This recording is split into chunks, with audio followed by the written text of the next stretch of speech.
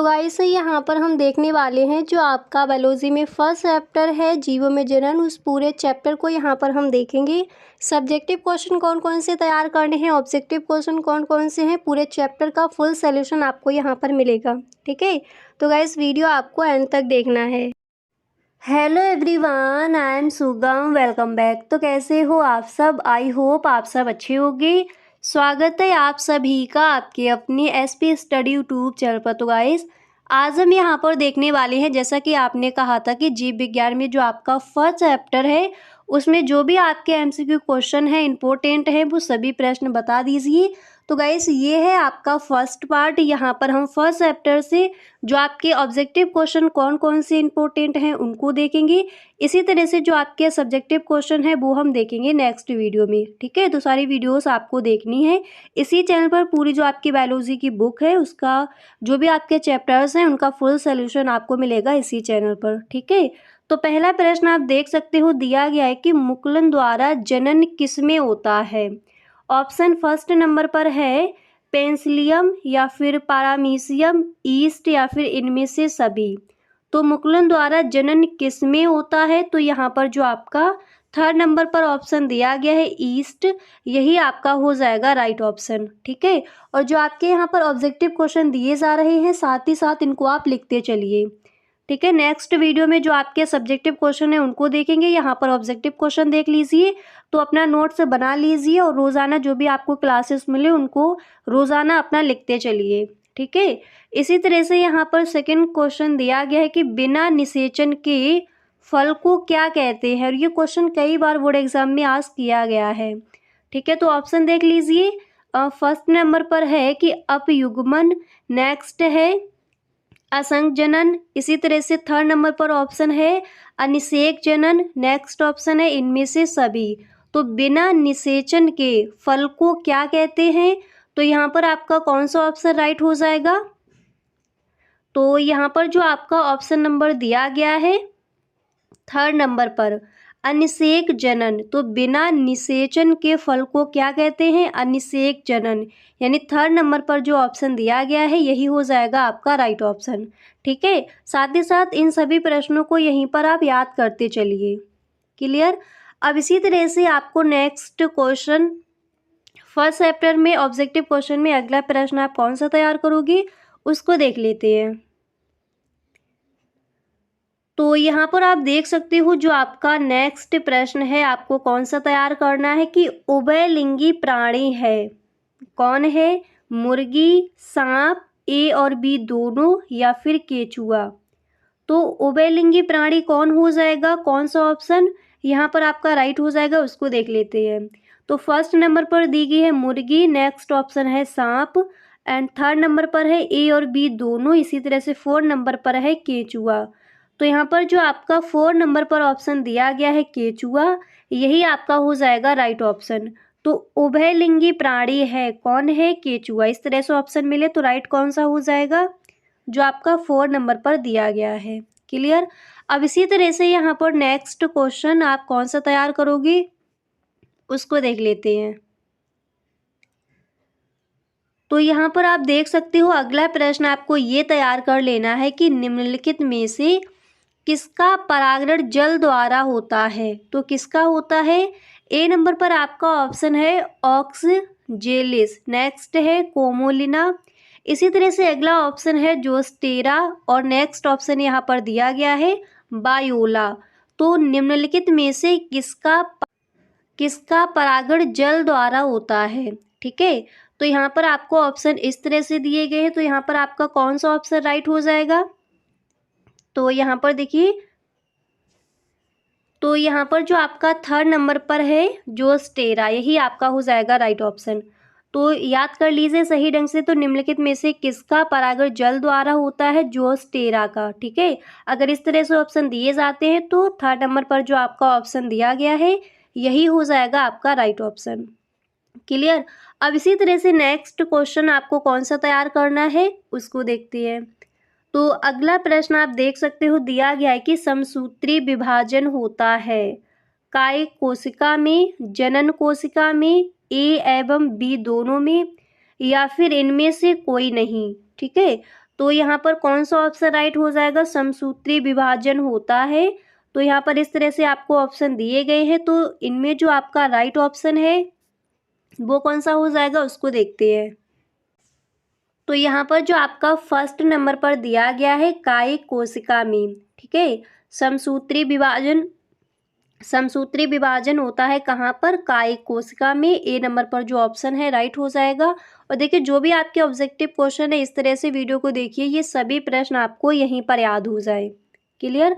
तो समसूत्री विभाजन होता है किस में होता है, कायिक कोशिका में, ठीक है। ऑप्शन मिलेंगे जनन कोशिका में, या फिर ए एवं बी दोनों, या फिर इनमें से कोई नहीं। तो फर्स्ट नंबर पर जो ऑप्शन है राइट हो जाएगा। इसी तरह से अब यहाँ पर देख लेते हैं नेक्स्ट क्वेश्चन आप कौन सा तैयार करोगे। अगला प्रश्न यहाँ पर है कि अगुणित कोशिकाओं के संलयन की प्रक्रिया को कहते हैं, क्या कहते हैं, पहले ऑप्शन देख लीजिए। तो फर्स्ट ऑप्शन है कोशिका चक्र, इसी तरह से सेकंड है अर्धसूत्री विभाजन, नेक्स्ट ऑप्शन है समसूत्री विभाजन, इसी तरह से नेक्स्ट है संयुग्मन।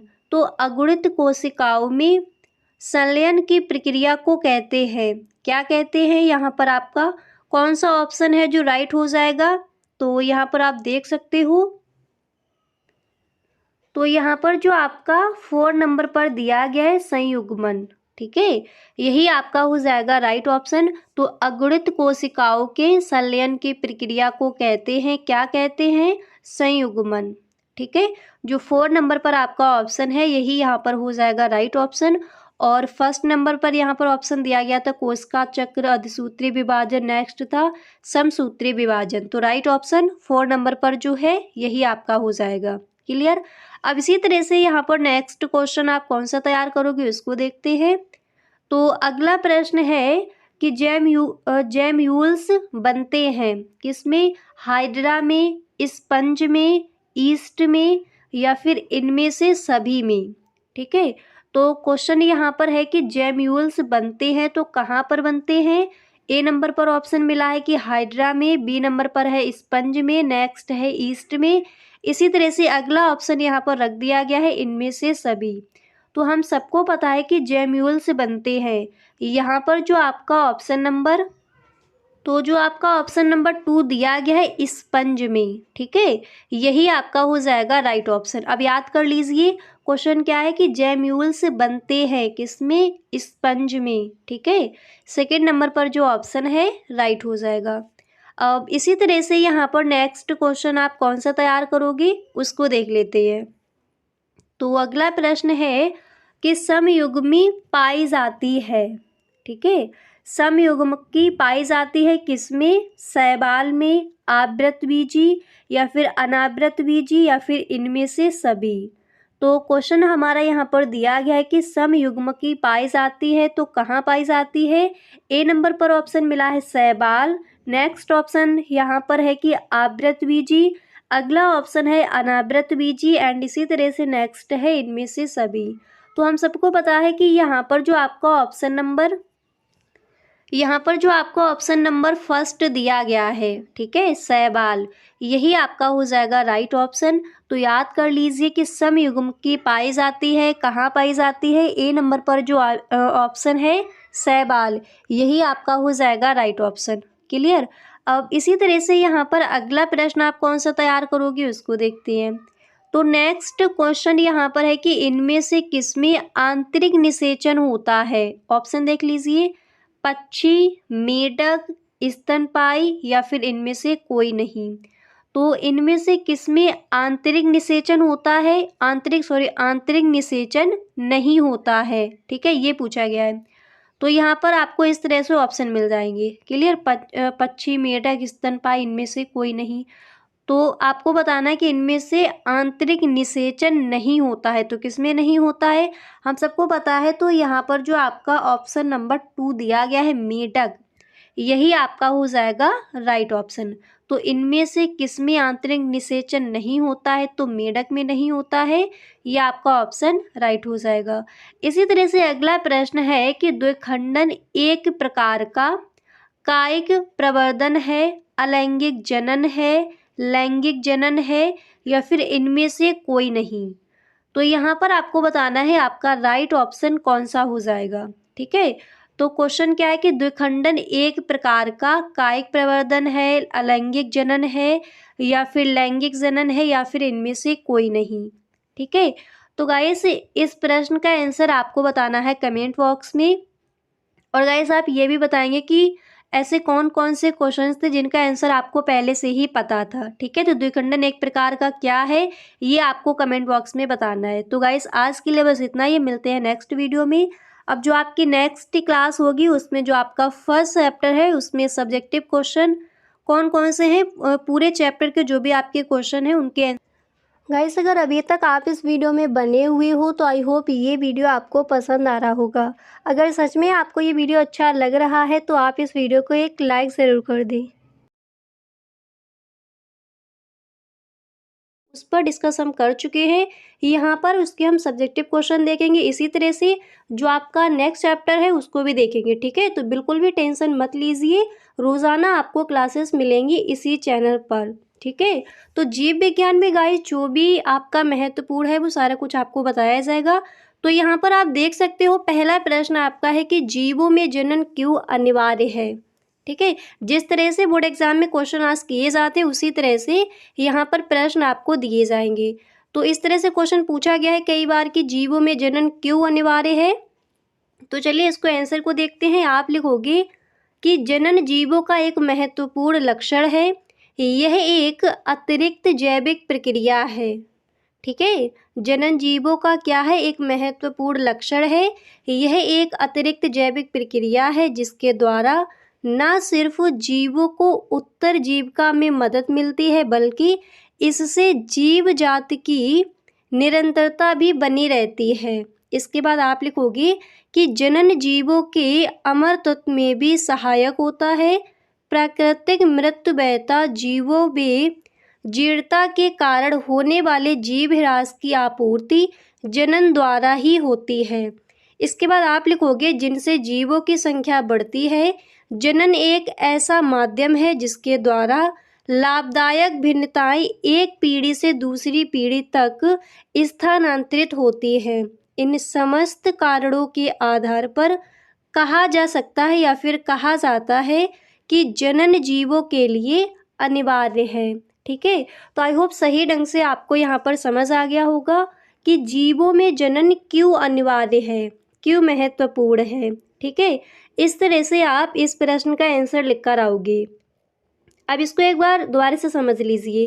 फर्स्ट लाइन आप लिखोगे कि जनन जीवों का एक महत्वपूर्ण लक्षण है, यह एक अतिरिक्त जैविक प्रक्रिया है जिसके द्वारा न सिर्फ जीवों को उत्तरजीविका में मदद मिलती है बल्कि इससे जीव जाति की निरंतरता भी बनी रहती है।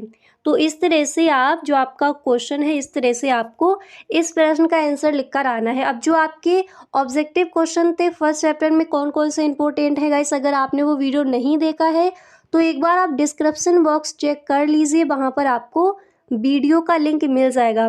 नहीं तो गाइस आप चैनल पर जाकर प्लेलिस्ट चेक कर सकते हो। जो बायोलॉजी की आपकी प्लेलिस्ट है, biology class 12 all chapters videos, जो आपकी प्लेलिस्ट बनी है वहाँ पर आप देख सकते हो। ठीक है, वो जो आपका फर्स्ट पार्ट है वहाँ पर आपको मिल जाएगा। इसी तरह से आपका नेक्स्ट क्वेश्चन है कि जनन की अच्छी विधि कौन सी है और क्यों। ठीक है, इसको देख लीजिए, ये क्वेश्चन भी कई बार पूछा गया है आपका बोर्ड एग्जाम में। तो आप इस तरह से लिखोगे कि प्रायः लैंगिक जनन को जनता की श्रेष्ठ विधि माना गया है।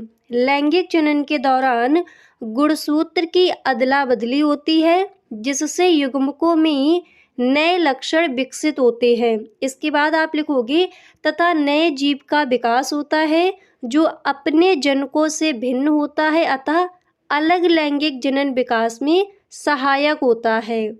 इसके बाद आप लिखोगे कि लैंगिक जनन द्वारा जीवों के जीवित रहने के अवसर अधिक होते हैं क्योंकि आनुवांशिक विभिन्नताओं के कारण जीव अधिक क्षमतावान होता है। इसके बाद आप लिखोगे कि लैंगिक जनन से जीवों की संख्या भी बढ़ती है अतः लैंगिक जनन ही जनन की अच्छी विधि है। ठीक है, इस तरह से आप इस प्रश्न का आंसर लिखोगे कि जनन की अच्छी विधि कौन सी है और क्यों। एक बार दोबारा से थोड़ा इसको समझ लीजिए। आप लिखोगे कि प्रायः लैंगिक जनन को जनता की श्रेष्ठ विधि माना गया है। लैंगिक जनन के दौरान गुणसूत्र की अदला बदली होती है, जिससे युग्मकों में नए लक्षण विकसित होते हैं तथा नए जीव का विकास होता है जो अपने जनकों से भिन्न होता है। अतः अलग लैंगिक जनन विकास में सहायक होता है। लैंगिक जनन द्वारा जीवों के जीवित रहने के अवसर अधिक होते हैं, क्योंकि आनुवांशिक विभिन्नताओं के कारण जीव अधिक क्षमतावान होता है। लैंगिक जनन से जीवों की संख्या बढ़ती है, जीवों की संख्या भी बढ़ती है, अतः लैंगिक जनन ही जनन की अच्छी विधि है। अब इसके बाद यहाँ पर आप देख सकते हो नेक्स्ट क्वेश्चन आपको ये तैयार करना है कि अलैंगिक जनन द्वारा उत्पन्न हुई संतति को क्लोन क्यों कहा जाता है। ठीक है, उत्पन्न हुई संतति को क्लोन क्यों कहा जाता है, इस तरह से क्वेश्चन आपका पूछा जाएगा। ठीक है, सही करके आपको लिख लेना है। तो यहाँ पर देखिए आप इस तरह से लिखोगे कि आकारकीय व आनुवांशिक रूप से एक समान जीव क्लोन कहलाता है। इसके बाद आपको लिखना है कि अलैंगिक जनन द्वारा उत्पन्न संतति आनुवांशिक व आकारकीय रूप से अपने जनक के एकदम समान होती है, अतः इसे क्लोन कहते हैं। तो इस तरह से आप इस प्रश्न का आंसर लिख कर आओगे कि अलैंगिक जनन द्वारा उत्पन्न हुई संतति को क्लोन क्यों कहा जाता है। ठीक है, अब इसी तरह से यहाँ पर नेक्स्ट क्वेश्चन आपको कौन सा तैयार करना है उसको देख लेते हैं। तो ये आपको अच्छे से समझ आ गया कि अलैंगिक जनन द्वारा उत्पन्न हुई संतति को क्लोन क्यों कहा जाता है। एक बार दोबारा से देख लीजिए। आप लिखोगे कि आकारकीय व आनुवांशिक रूप से एक समान जीव क्लोन कहलाता है। अलैंगिक जनन द्वारा उत्पन्न संतति आनुवांशिक व आकारकीय रूप से अपने जनक के एकदम समान होती है, इसलिए इसे क्लोन कहा जाता है। इसी तरह से अगला प्रश्न देख लीजिए। तो नेक्स्ट क्वेश्चन है कि अलैंगिक जनन द्वारा बनी संतति लैंगिक जनन द्वारा बनी संतति से किस प्रकार भिन्न है। ठीक है, किस प्रकार अलग है। तो आप यहाँ पर समझ लीजिए। आप इस तरह से लिख कर आओगे इस प्रश्न का आंसर कि अलैंगिक जनन द्वारा उत्पन्न आनुवांशिक व संरचनात्मक रूप से जनक के समान होती है, अर्थात अपने जनक का क्लोन होती है। इसके विपरीत लैंगिक जनन द्वारा उत्पन्न संतान आनुवांशिक रूप से जनक से भिन्न होती है। ठीक है, तो क्वेश्चन आपका क्या था कि अलैंगिक जनन द्वारा बनी संतति लैंगिक जनन द्वारा बनी संतति से किस प्रकार भिन्न है। तो आप लिखो कि अलैंगिक जनन द्वारा उत्पन्न आनुवांशिक व संरचनात्मक रूप से जनक के समान होती है, अर्थात जनक का क्लोन होती है। इसके विपरीत लैंगिक जनन द्वारा उत्पन्न संतान आनुवांशिक रूप से जनक से अलग होती है और भिन्न होती है। ठीक है, तो आई होप आपको समझ आ गया होगा। इस प्रश्न का जो आंसर है आप वहाँ पर किस तरह से लिख कर आओगे कि अलैंगिक जनन द्वारा बनी संतति लैंगिक जनन द्वारा बनी संतति से किस प्रकार भिन्न है।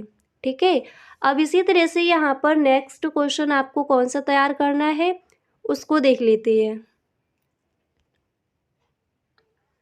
अगला प्रश्न है कि लैंगिक तथा अलैंगिक जनन में विभेद कीजिए, अंतर बताइए। ठीक है, और ये क्वेश्चन कई बार पूछा भी गया है। तो पहले देख लीजिए अलैंगिक जनन क्या है।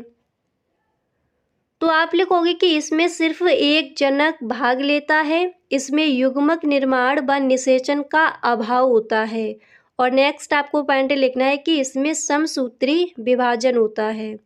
अब इसके बाद इसके विपरीत है लैंगिक जनन क्या है। तो आप लिखोगे कि इसमें नर तथा मादा भाग लेते हैं, इसमें युग्मक निर्माण व निषेचन होता है, इसमें अर्धसूत्री व समसूत्री दोनों प्रकार के विभाजन होते हैं। ठीक है, तो लैंगिक तथा अलैंगिक जनन में विभेद कीजिए, इनमें अंतर आप किस तरह से लिख कर आओगे यहाँ पर आपने देख लिया। अब देखिए इस चैप्टर से कुछ और भी आपके इम्पोर्टेंट क्वेश्चन रह गए हैं, वो हम देख। ठीक है, तो वहाँ पर आपको सारी वीडियोस मिल जाएंगी। तो यहाँ पर आप देख सकते हो अतलग उत्तरीय प्रश्न में फर्स्ट क्वेश्चन आपका दिया गया है कि जनन किसे कहते हैं। तो देखिए आप इस तरह से लिखोगे इस प्रश्न का आंसर कि वह क्रिया जिसमें जीव अपने समान जीव को उत्पन्न करता है उसी को हम जनन कहते हैं या फिर वही जनन कहलाता है। ठीक है, तो जनन किसे कहेंगे, एक बार दोबारा से समझ लीजिए एक लाइन में, कि वह क्रिया जिसमें जीव अपने समान जीव को उत्पन्न करता है जनन कहलाता है। ठीक है। अब देखिए इसी तरह से यहाँ पर नेक्स्ट क्वेश्चन आपका है कि जनन कितने प्रकार का होता है। तो जनन कितने प्रकार का होता है, तो यहाँ पर आप लिखोगे कि जनन 2 प्रकार का होता है। पहला लैंगिक जनन, इसी तरह से सेकंड हो जाएगा अलैंगिक जनन। ठीक है। और ये क्वेश्चन आपका ऑब्जेक्टिव क्वेश्चन भी दे दिया जाता है कि जनन कितने प्रकार का है, आपको ऑप्शन मिलेंगे। तो याद कर लीजिए जनन 2 प्रकार का होता है, लैंगिक जनन तथा अलैंगिक जनन। ठीक है। अब देखिए पहले यहाँ पर जो आपके अतिलघु उत्तरीय प्रश्न हैं उनको देख रहे हैं। इसी तरह से जो आपके लघु उत्तरीय प्रश्न और विस्तृत उत्तरीय प्रश्न आपको कौन कौन से तैयार करने हैं उनको भी यहाँ पर देखेंगे। तो आपने देख लिया जनन किसे कहते हैं, जनन की परिभाषा क्या हो जाएगी। अब इसी तरह से यहाँ पर नेक्स्ट क्वेश्चन आपको कौन सा तैयार करना है उसको देख लेते हैं। तो यहाँ पर आप देख सकते हो अगला प्रश्न है कि मुकुलन पर टिप्पणी लिखिए। इम्पोर्टेंट क्वेश्चन है आपका। तो ये क्वेश्चन आपका लघु उत्तरीय प्रश्न में पूछा जाता है। तो मुकुलन पर टिप्पणी लिखिए, आप इस तरह से लिखोगे कि मुकुलन इस प्रकार का विभाजन ईस्ट एवं कुछ जीवाणुओं में पाया जाता है। इस प्रक्रिया में कोशिका में बाह्य वृद्धि होकर एक या एक से अधिक छोटी रचनाएं बन जाती है। इसके बाद आप लिखोगे तथा केंद्रक शस्त्रीय विभाजन द्वारा 1949 के अनुसार विभाजित होकर 2 भागों में बट जाता है। कुछ वैज्ञानिकों के अनुसार केंद्रक का यह विभाजन असूत्री विभाजन या अमाइटोसिस प्रकार का होता है। प्रत्येक मुकुल मात्र कोशिका से अलग होकर ईस्ट की नई कोशिका में परिवर्तित हो जाती है। इस क्रिया को मुकुलन कहते हैं। ठीक है। तो क्वेश्चन आपका क्या दिया गया था कि मुकुलन पर टिप्पणी लिखिए। तो इस तरह से आप इस प्रश्न का आंसर लिख कर आओगे। अब देखिए जो भी गाइस क्वेश्चन से यहाँ पर आपको दिए जा रहे हैं साथ ही साथ इन सभी प्रश्नों के आंसर को आप लिखते चलिए। ठीक है। तो इसी तरह से आप लिख कर आओगे विभाजन असूत्री विभाजन या अमाइटोसिस प्रकार का होता है। प्रत्येक मुकुल मात्र कोशिका से अलग होकर ईस्ट की नई कोशिका में परिवर्तित हो जाती है। इस क्रिया को मुकुलन कहते हैं। ठीक है। 1-2 बार इस क्वेश्चन के आंसर को पढ़िए, सही ढंग से आपको समझ आ जाएगा कि मुकुलन क्या है। ठीक है। अब इसी तरह से यहाँ पर नेक्स्ट क्वेश्चन आपको कौन सा तैयार करना है उसको देख लेते हैं। तो अगला प्रश्न यहाँ पर दिया गया है कि कृत्रिम कायिक प्रवर्धन की 2 विधियों के नाम बताइए। ठीक है। तो यहाँ पर देखिए आप इस तरह से लिखोगे कि कृत्रिम कायिक प्रवर्धन की 2 विधि इस प्रकार है। पहली हो जाएगी कलम लगाना और दूसरी दाव कलम। ठीक है। तो कृत्रिम कायिक प्रवर्धन की 2 विधि के नाम याद कर लीजिए। अब इसी तरह से यहाँ पर अगला प्रश्न क्या है उसको देख लीजिए। नेक्स्ट क्वेश्चन आपका दिया गया है कि पौधों में जनन की कितनी विधियाँ पाई जाती हैं। तो पहले आपको एक लाइन लिखनी है कि पौधों में जनन की 2 विधियाँ पाई जाती हैं। कौन कौन सी, अलैंगिक जनन और लैंगिक जनन। अब यहाँ पर थोड़ा समझ लीजिए कि अलैंगिक जनन हम किसे कहेंगे। तो आप इस तरह से लिखोगे कि यह जनन एक सामान्य प्रकार है या फिर एक सामान्य प्रकार का होता है जिसमें केवल एक ही जीव या जनक भाग लेते हैं। ठीक है, अलैंगिक जनन। अब इसी तरह से यहाँ पर लैंगिक जनन क्या है उसको देख लीजिए। तो लैंगिक जनन में आप लिखोगे कि लैंगिक जनन की प्रक्रिया जटिल होती है। इसके लिए शरीर में विशेष प्रकार के जननांग होते हैं।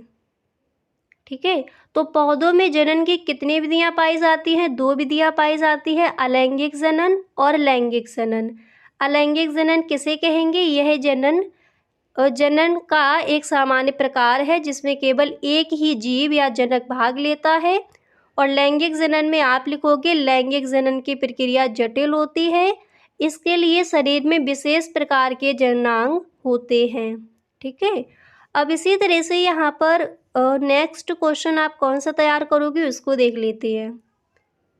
अब इसके बाद यहाँ पर जो आपका अगला प्रश्न है तो वो क्या दिया गया है, तो क्वेश्चन आपका है कि टिप्पणी लिखिए, ब्रायोफाइट्स में वर्षी प्रजनन क्या है। ठीक है, इस पर आपको टिप्पणी करनी है। तो आप इस तरह से लिख कर आगे, अब देखिए ब्रायोफाइट्स आपको सही ढंग से लिख लेना है यहाँ पर। ठीक है, तो आप लिखोगे कि ब्रायोफाइटस के युग्मकों में अनेक प्रकार का वर्षों प्रजनन होता है। उदाहरण के लिए आप लिखोगे कि विखंडन, जेमा, कंदे, पुंतक, पत्र, प्रकलिका द्वारा विखंडन विधि में बहुकोशिकीय जनक पौधों का शरीर 2 या 2 से अधिक टुकड़ों में विखंडित हो जाता है तथा प्रत्येक टुकड़ा पुनर्वत द्वारा एक नई वयस्क संतति में विकसित हो जाता है। ठीक है, तो पहले आपको इस तरह से लिखना है। अब इसके बाद देखिए यहाँ पर आप थोड़ा आपको और लिखना है, उसको भी देख लेते हैं। तो ये जो आपका क्वेश्चन है इम्पोर्टेंट है, सही ढंग से इसको आप नोट कर लीजिए। अब इसके बाद यहाँ पर आप इस तरह से लिखोगे कि कभी कभी पौधे की पत्ती व तने के अग्रभाग पर कहते हैं ये अलग होकर अंकुरण द्वारा नए पौधे को जन्म देती हैं। पौधे के कंद तथा पंत्र भी नए पौधों को जन्म देते हैं। बायोफाइटस में पत्र प्रकालिकाओं द्वारा भी वृद्धि प्रजनन होता है। इसके बाद आप लिखोगे कि वे कलिकाएं जिनमें खाद्य पदार्थ संचित रहता है पत्र प्रकालिकाएं कहलाती हैं। ठीक है, तो यहाँ पर आपको बायोफाइट्स पर टिप्पणी लिखनी थी। तो इस तरह से आप इस प्रश्न का आंसर लिख कर आओगे। तो गाइस आज के लिए बस इतना ही, मिलते हैं नेक्स्ट वीडियो में। अब जो आपकी नेक्स्ट क्लास होगी उसमें हम देखेंगे जो आपके कुछ और भी इम्पोर्टेंट क्वेश्चन है इस चैप्टर से उसको। इसके बाद जो आपका नेक्स्ट क्लास होगा उसमें जो आपका सेकंड चैप्टर है उसमें कौन कौन से इम्पोर्टेंट क्वेश्चन है, ऑब्जेक्टिव क्वेश्चन और सब्जेक्टिव क्वेश्चन, उनको वहाँ पर हम देखेंगे। तो गाइस अगर सच में आपको ये वीडियो अच्छा लगा है तो आप इस वीडियो को एक लाइक ज़रूर कर दें। Okay, thank you so much.